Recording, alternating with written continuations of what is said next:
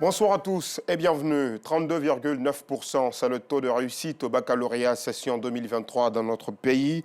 Les résultats ont été proclamés ce lundi 24 juillet 2023 dans les 551 centres d'examen.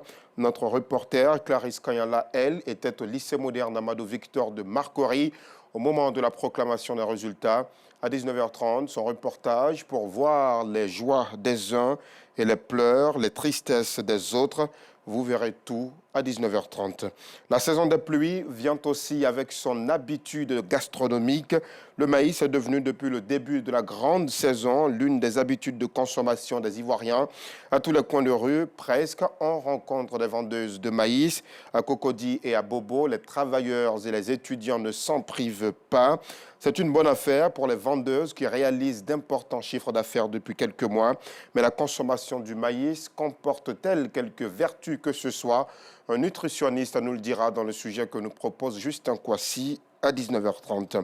Hors de nos frontières, au Gabon, 19 candidatures ont été enregistrées par le Centre gabonais des élections pour la présidentielle prévue fin août 2023.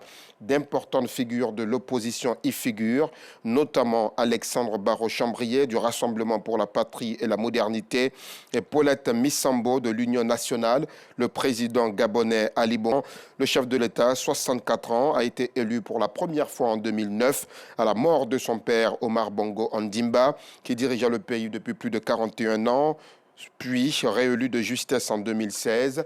La campagne électorale officielle se déroulera du 11 au 25 août à minuit, mais la plupart des candidats la mènent depuis un an dans tout le pays. Le président Bongo, lui, multiplie cette républicaine.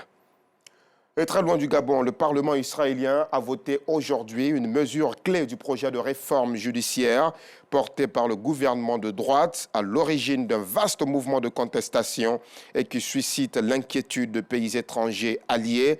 Cette mesure, qui vise à limiter la possibilité pour la Cour suprême d'invalider une décision du gouvernement, a été approuvée par les 64 députés de la coalition du Premier ministre Benjamin Netanyahou sur un total de 120. Les élus de l'opposition ont boycotté le vote, certains criant même « honte, honte ».